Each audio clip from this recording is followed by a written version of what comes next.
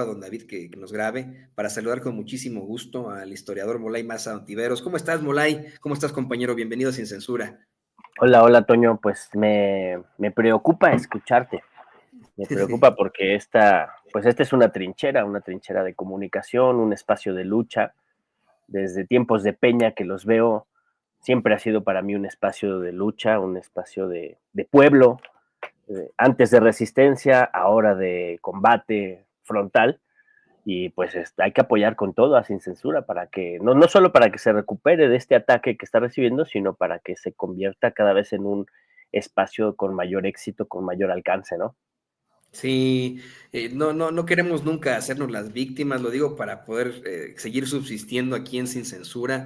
Tampoco estamos diciendo que somos los monjes franciscanos que ahí nos damos golpes de pecho y fuetazos en la espalda. Por supuesto que nuestras familias viven de esto, pero en la justa medianía, no andamos ahí buscando una ambición barata, no queremos tener los departamentos de Loretito en Miami, ni los yates de López Dóriga. Pero incluso en cuestiones, salariales estamos enfrentándonos a muchas problemáticas, ¿no? Entonces sí tenemos que buscar la forma de mantener este proyecto de verdadero periodismo libre e independiente. Como bien dices, no busca alguna situación monetaria, sino primero la resistencia y ahora el combate en la narrativa fascista que está desarrollándose no solo en Estados Unidos, un poquito en México, sino en todo el mundo, ¿no? Sí, es que para tener los departamentos de Loretito se hace con el dinero que le roba el PRIAN al erario público, no se hace con honestidad y con trabajo, ¿no? Se hace con el dinero de Madrazo y con el dinero de, ¿cómo se llama el del banquito? Silvano Aureoles. Silvano Aureoles, ¿no? Que ahora está más que Ese fue el dinero de los evidenciado michoacanos, y como lo con el mencionó dinero. Nancy, ¿no? En la mañanera Nancy, Así es. estas plataformas tienen muchísimo financiamiento. O sea, usted ve lo que hace la plataforma chayoteril, delincuencial y de choque Latinos, y se va a dar cuenta que tienen los mejores foros, las mejores coberturas, unas ediciones fantásticas, muchísimo mejor que en Televisa incluso, ¿no? Y esto no lo financia Loretito, o no es Claro. Madrazo que lo sacó de su bolsillo, esto viene de financiamiento de gobiernos estatales, de Uh-huh. chanchullos, ¿no? Así es. Y todavía salen con que los improvisados y charlatanes somos nosotros, con que somos unos, así es, esos pinches youtuberos ahí, paleros del régimen, ¿no? Ay, por favor. No. No les queda. No les No. queda. A mí me dio mucha risa. Vi hace un video que está circulando que es de estos de Atypical. Que Atypical es una barra de humor involuntario que mucha gente que conozco los ve por eso, ¿no? Porque se la pasan riendo de todas las idioteces que dicen los de Atypical. Y bueno, pues además de ahí te llegan muchas claves de por dónde están ellos pensando, o bueno, pensando es mucho decir, por dónde ellos creen que ven la realidad, ¿no? Y vi un video donde un tipo, bueno, yo no sé quién es, pero está ahí platicando con la sobrina de Calderón, de cuyo nombre no me acuerdo y no me importa, y él está diciendo, reto al gobierno de México a que vengan por a que agarren un narcopolítico, o que vayan a España y que se lleven a Calderón. Y dice la sobrina de su tío, dice, no, pero él no es narcopolítico, así toda desconcertada de cómo en su programa donde tienen todo controlado, pues se les ven las costuras, ¿no? Se les sale pues lo evidente, ¿no? Que ellos mismos confiesan lo que son. Entonces es muy gracioso porque pues ellos son el régimen, el viejo régimen prianista, ¿no? Y todos sus beneficiarios pues son los que han hecho mucho daño al país. Y son los que, por cierto, se beneficiaron del Tratado de Libre Comercio, ¿no? Un tratado injusto, leonino, que subordinaba a nuestro país, que destruyó el campo mexicano, que destruyó nuestra economía, un montón de empresas nacionales, por no decir de las paraestatales que fueron desmanteladas y privatizadas. Y los beneficiarios son esos, los prianistas, ¿no? Esto de que México le venda el 70% de su producción a Estados Unidos es un anclaje económico construido por los vendepatrias que nos gobernaron durante 36 años.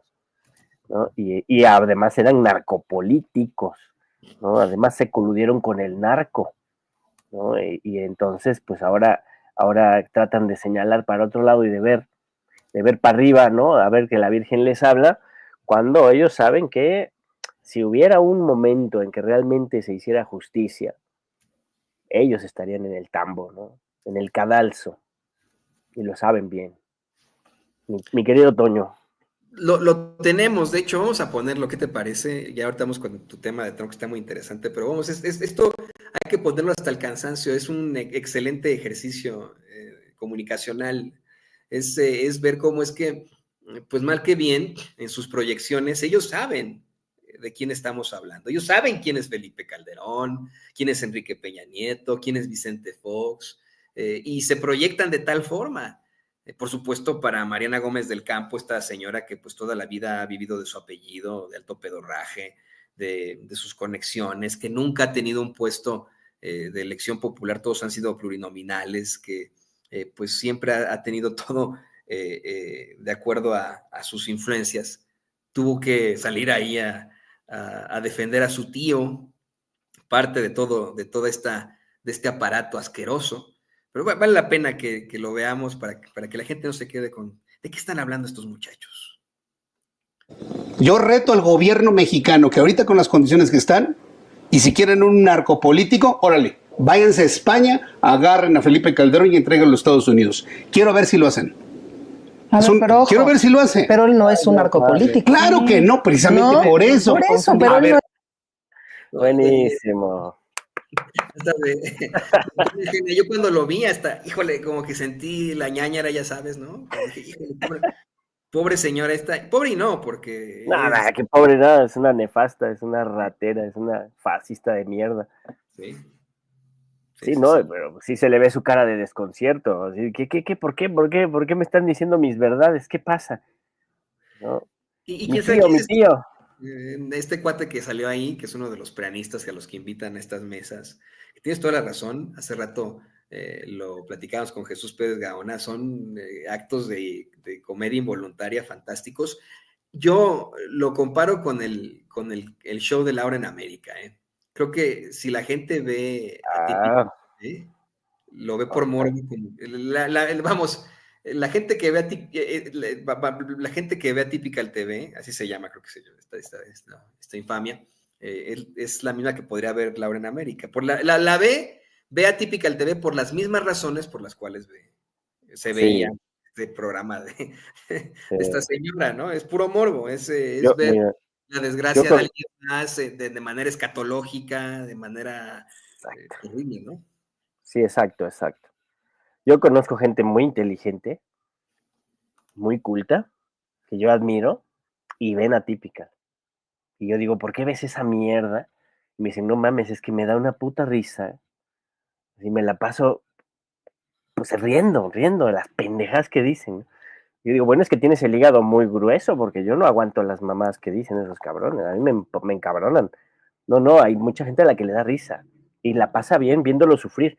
Y subieron mucho su rating el día de la elección, ¿no? El día de la elección, cuando ganó la elección nuestra presidenta Claudia Sheinbaum, hicieron tal ridículo y la gente los iba a ver y para destornicarse de risa, ¿no? Y lo que decías ahorita de Laura en América, pues tiene mucho que ver con el tema, porque lo que es Laura en América es Donald Trump. Eso es Laura en América. Donald ¿Sí? Trump es un personaje del estilo de Laura en América. Y para demostrarlo, invito a todos a que vean el discurso que hizo ante el Congreso de la Unión, ¿no? Ante el Congreso de la Unión, no, bueno, ante el Poder Legislativo del Congreso norteamericano, ¿no? Que fue el 4, ¿no? El 4 de marzo, Y hace un ¿no? par de noches, Sí, de verdad, una infamia en cuanto a la política, una situación que rayó en lo ridículo, y en el que sancionan a un congresista así es. afroamericano que lo interrumpió, lo sacan, lo sancionan, cuando varios de sus achichincles y achichinclas, ¿no? Ya habían hecho lo mismo en otras ocasiones, y ellas no les hicieron nada, pero pues porque su color de piel pinta distinto. Pero efectivamente, tienes toda la razón, la personalidad de una Laura en América es exactamente igual a la de un Javier Milei y a la de un Donald Trump. Personajes televisivos, sujetos que, bueno, pues crecieron gracias a la fama que dio su impertinencia en los medios de comunicación corporativos y que desafortunadamente terminaron siendo políticos. Lo peor de todo, terminaron siendo presidentes. Por lo Del que, país más poderoso del mundo. sí, ¿no? Y por lo que, totalmente de acuerdo contigo, lo que nos planteas, Trump deteriora, no cambia, ¿no? Exacto. Sí, esa frase me vino a la mente porque escucho demasiado en los análisis que luego uno sigue, ¿no? O luego uno leyendo, y leo mucho de que el cambio de sistema global, ¿no? Que el cambio de régimen, que el cambio, o sea, Trump vino y cambió el orden mundial, ¿no? Y dices, no, o sea, yo creo que tenemos tanto tiempo viviendo mal, ¿no? Tanto tiempo como perros apaleados, me refiero al orden global, ¿no? Que cualquier modificación que se hace ya lo vemos como, uy, no, el gran cambio global, el gran cambio de orden mundial. El orden mundial cambiaría si el sistema capitalista de producción colapsa. Ese es el cambio de orden mundial, ¿no? Pero que Donald Trump venga y patee el tablero del neoliberalismo para acelerar la concentración de riqueza y el poder económico, político, financiero y militar de su imperio en decadencia, pues eso no es un cambio de orden mundial, es la aceleración de lo que ya era el turbocapitalismo y el anclaje de la mafia militar industrial norteamericana con el tecnofascismo, ¿no? Que la fotografía de la toma de protesta de Donald Trump con todos los magnates de las comunicaciones, pues eso lo demuestra, pero no es un cambio de orden mundial, es la aceleración de una tendencia que ya se veía avanzada, ¿no? Que los demócratas la tenían avanzando de manera estratégica, paso a paso, y Donald Trump le mete el acelerador, ¿no? Eso es lo que vemos. Pero además, esta aceleración del imperialismo turbocapitalista, permítanme la acepción, implica el deterioro de las relaciones diplomáticas, ¿no? Eso es algo muy interesante. Y es mucho más interesante porque tiene su contradicción pues aquí en México, y eso es lo que a mí me tiene fascinado, ¿no?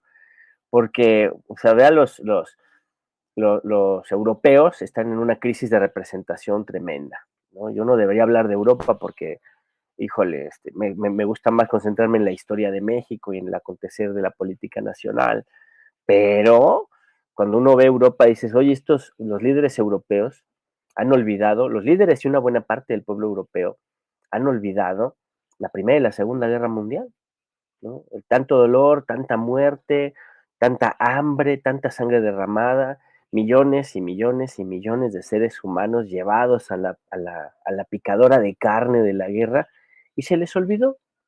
Y ya están armando a sus países y ya presumen de que más presupuesto para las armas y más presupuesto para la guerra, y en un discurso fanático, pero auténticamente fanático, un discurso de ignorantes, de que Rusia se quiere comer al mundo. Ahí viene el coco de Rusia que se quiere comer al mundo, entonces todos tenemos que armarnos. ¿Qué quiere decir armarnos? Darle dinerito a las grandes empresas armamentistas, ¿no? Y quitar dinero de la seguridad social, quitar dinero del empleo, quitar dinero del apoyo al empleo, quitar dinero de la salud pública, quitar dinero de la educación pública, quitar dinero de la infraestructura, el mantenimiento de un país, ¿no? Como Alemania, como España, como Francia, ¿no? Que no son pequeños, que no son sencillos, ¿no? Quitar dinero de los derechos de lo público, del estado de bienestar, ¿no? Que ya de por sí está bastante derruido, y llevarlo al armamentismo absurdo, al armamentismo auténticamente fascista, facho, ¿no? No, ¿y eso qué quiere decir? Pues es tomar la agenda de la ultraderecha y navegar con esa agenda de ultraderecha con las banderas de la izquierda moderada, de los socialdemócratas y de la derecha civilizada, lo que Andrés Manuel llamaba perfectamente bien esa derecha hipócrita, ¿no? Entonces la derecha hipócrita ya está gobernando con los fundamentos y el programa de la derecha cínica, ¿no? Pero el problema de eso es que no solo implica todo el discurso de odio y la afectación de la vida de seres humanos, por ejemplo, en lo que tiene que ver con las políticas antiinmigrantes, ¿no? Sino que impulsa toda una economía de guerra que se ve en perspectiva de chocar y de destruir a Rusia, ¿no? Y no se equivoca Vladimir Putin, que no es santo de mi devoción, pero no se equivoca cuando dice que hay mentecillas enanas en Europa que creen que están viviendo en la época de Napoleón, ¿no? Y creen que viven en la época de Napoleón por tres cosas, ¿no? Uno, porque creen que se puede invadir Rusia, ¿no? Y eso pues ya ha quedado más que demostrado que eso no se puede hacer. Dos, creen que viven en la época en que los pueblos no opinan, los pueblos no votan, los pueblos no participan y todo lo deciden las cúpulas oligárquicas, plutocráticas. Y tres, han olvidado qué pasó entre las guerras napoleónicas y el estado de bienestar, la época de oro europea. ¿Qué pasó entre esos dos momentos? La Primera y la Segunda Guerra Mundial, ¿no? Y ese pedazo de la historia lo olvidaron. Y ahí van como imbéciles otra vez a la masacre. ¿Eso quién lo generó? ¿No? O sea, eso lo generaron, uno, la subordinación de la política europea a las lógicas del capitalismo norteamericano, y lo aceleró Donald Trump, ¿no? Porque tenía esos ciertos equilibrios, el epicentro era Ucrania, había condiciones, Donald Trump genera condiciones de negociación, ¿no? En Ucrania, pero él mismo las revienta, ¿no? Con el maltrato que hizo a Zelensky, revienta esa posibilidad, avienta a Zelensky a los brazos de la Unión Europea y Justin Trudeau, que muchos de esos que abrazaron a Trudeau son cadáveres políticos, y, y acelera el proceso de descomposición de la representación europea, ¿no? Y lo mismo trata de hacer con América, pero aquí se tiene que cinchar porque pues se enfrenta a su antítesis, ¿no? Que es muy interesante, es una antítesis Claudia Sheinbaum de lo que representa a Donald Trump, ¿no? Y por dos elementos muy concretos, vienen de procesos históricos distintos, ¿no? Donald Trump es un gobierno oligárquico que se da en el seno de una plutocracia, ¿no? Y que lo hace a partir del engaño, lo hace a partir del dinero, a partir del odio y a partir del miedo, ¿no? Y su política es el deterioro de las relaciones internacionales, el deterioro de la diplomacia, el deterioro de las economías que no son la oligarquía norteamericana, porque ni siquiera protege la economía gringa, destruye la economía popular gringa, destruye la economía norteamericana para centralizar la riqueza, para generar condiciones de shock, ¿no? Patea el tablero, destruye todo, genera el shock y luego él es la cura del shock. Él se va a proponer como el que puede resolver. O sea, ese video que vemos en Gaza, ¿no? El video que hace de Gaza, de hacer un resort de lujo de Gaza, así es como piensa de todo el mundo, ¿eh? O sea, Gaza en ese video grotesco representa al mundo entero, ¿no? Que no es la abundancia y la opulencia para todos, no, es la dictadura del capital, del dios dinero mamón, materializado por la imagen de Donald Trump, ¿no? Eso es una alucinación, eso es una distopía, esa es una fantasía, ¿no? Y es una fantasía propia de un hombre que es bastante inestable y está desquiciado. Entonces, uno de los elementos del choque con Claudia Sheinbaum es este proceso que representa Trump, ¿no? Y Claudia representa un movimiento nacional popular, un movimiento de liberación, un movimiento de participación política de una mayoría popular que derrotó de manera pacífica y democrática a un régimen que estaba anclado y en su descomposición era el gobierno, los gobiernos prianistas eran la representación de los intereses de esa cúpula norteamericana que encabeza Trump aquí en México, ¿no? Eran el gobierno de ocupación del PRIAN, era lo que teníamos en México y el pueblo lo quiso quitar democráticamente y eso ha significado el ascenso de una movilización cultural, popular, social, democrática muy compleja, pero que empuja a Andrés Manuel López Obrador, lo apoyó, y Andrés Manuel López Obrador respondió con hechos muy concretos a ese apoyo del pueblo, y ahora ese pueblo apoya a Claudia Sheinbaum con un 85% en las encuestas. Yo apuesto a que es más el apoyo a Claudia, ¿no? Este 85 hasta se me hace un poco conservador, ¿no? Pero Claudia representa esta movilización popular donde se habló con verdad al pueblo, donde se convocó a la participación del pueblo y donde se está gobernando para mejorar las condiciones de vida de ese pueblo, en donde estamos hablando de derechos, estamos hablando de solidaridad, estamos hablando de amor al prójimo, estamos hablando de no dejar a nadie atrás, ¿no? De construir una sociedad justa y con armonía, ¿no? Y no con un discurso de odio en contra de nadie, ¿no? Ni siquiera en contra de los pinches güeros que luego vienen y se agandallan aquí a nuestra gente, ¿no? Ni siquiera eso, porque esas son particularidades de gente culera, no son culturas ni pueblos los ojetes, ¿no?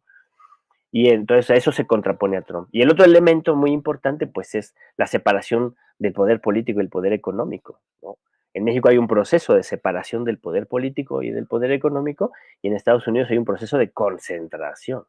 De hecho, hay un asalto, ¿no? Un asalto del poder económico al poder político y la subordinación de las instancias del Estado a los intereses de los ricos, así, ¿no? Y los ricos ya gobernando de manera directa, ya no contratando a un politiquillo como Calderón ahí que haga las cosas, el trabajo sucio, sino ellos ya poniéndose al frente y pues cometiendo muchos errores, ¿no?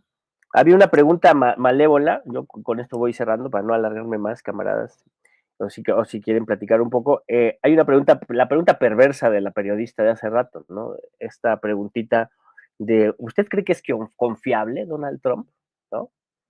Y esa preguntita, pues la única respuesta posible es, claro que no es confiable Donald Trump, ¿no? Pero un gobierno, una presidenta, un presidente no puede decir eso, salvo que ya esté confrontado con Trump, ¿no?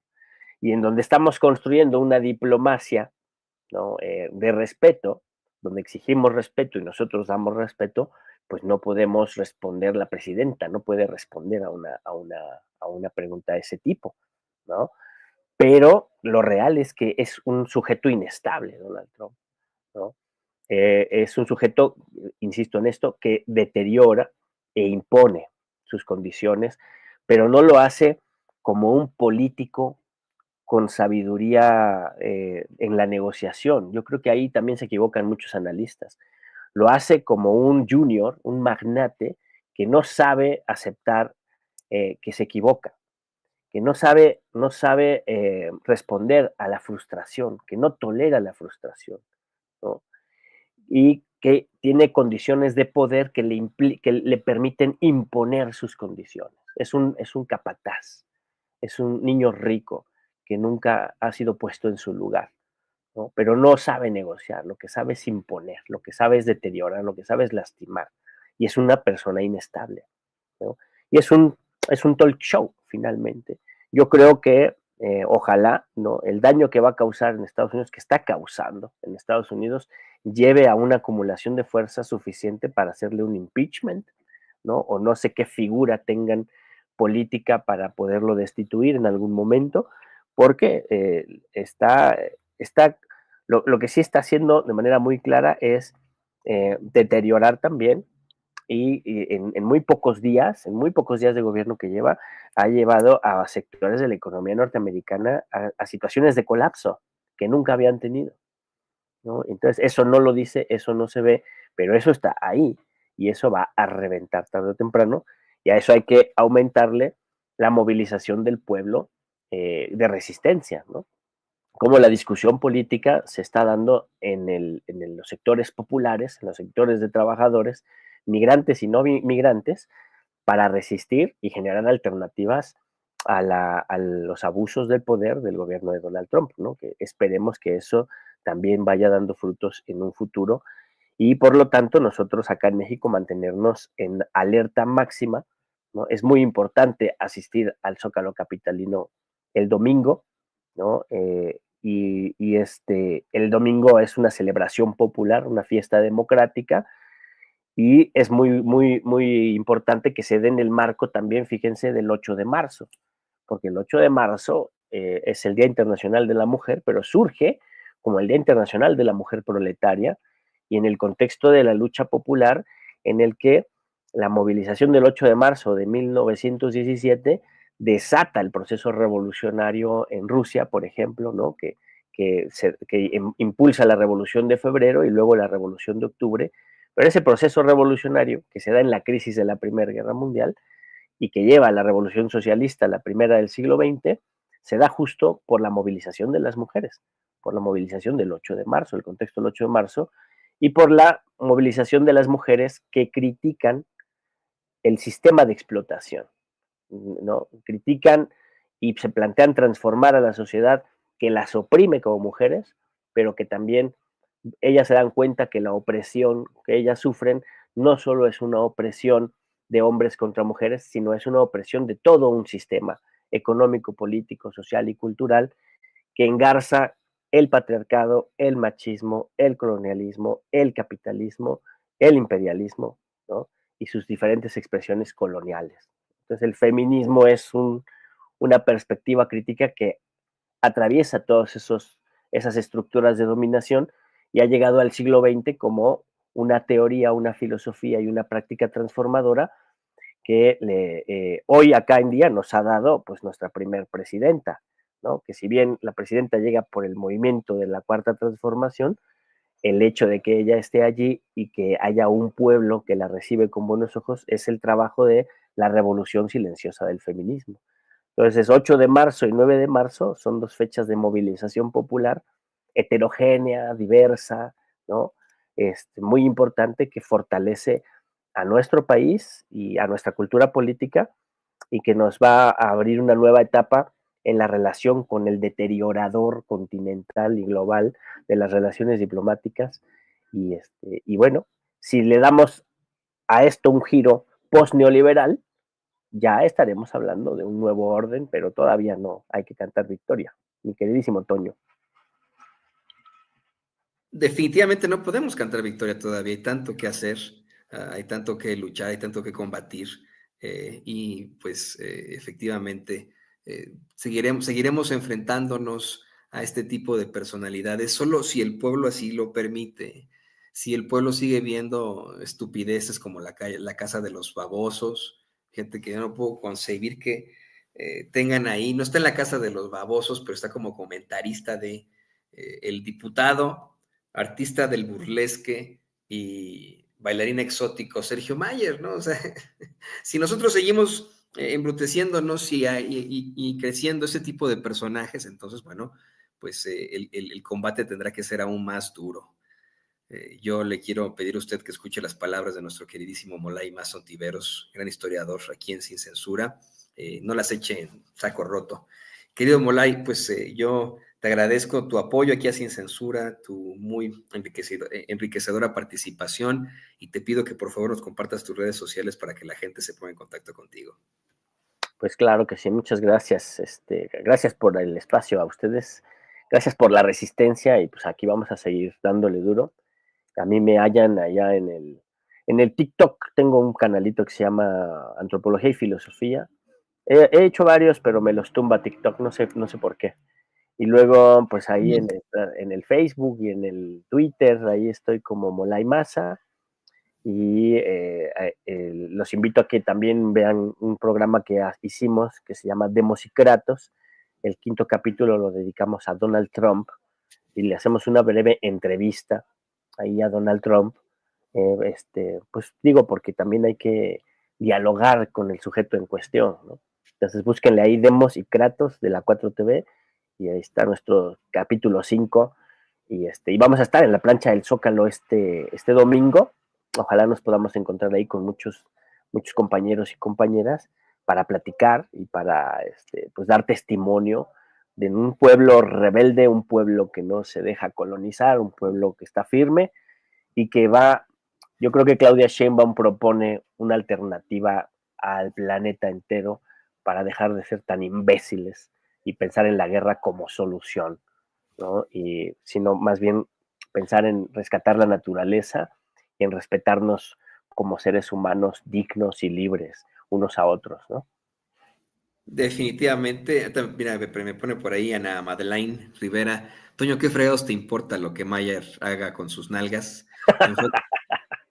Enfócate en las noticias. No, pues el problema es que es diputado, ¿no? Es exactamente lo que le voy a decir Ese güey vive de nuestros impuestos, ¿no? Claro. Y es de esas personalidades que si nos descuidamos puede llegar a obtener más apoyo y Sí. ser muy destructivas para México, ¿no? Por eso es que no es que Oye, él puede hacer con sus nalgas lo que él quiere, ¿no? Pero... va a acabar como Verástegui, ¿no? Verástegui, ¿viste cómo se puso su cruz de la... Sí, así como Ted Cruz que trae su cruz, así salió. Así que en todo ese rollo, hijo, mira, sí. No, David, no ponga David. Esa es la cruz en la que David. se hincan los fascistas. David me puso un meme que no debe haber puesto porque está muy sexualizado, ¿no? No invente, No, David. ¿cuál? Yo solo vi el miércoles de ceniza, no regañes a don David. Pues si al señor Verástegui le gusta ponerse eso en la cara, pues está bien, hay que respetarlo. La que dicen por ahí, ¿no? Que él y Ricky Martin iban mucho esos miércoles de ceniza, pero bueno, esas son Gracias. Querido Molay, te mando un abrazo, estamos en comunicación y pues ahí va a ver usted a Molay más en la concentración del domingo en el Zócalo Capitalino. Claro, Gracias, ahí nos querido. vemos. Abrazo, Toño, gracias.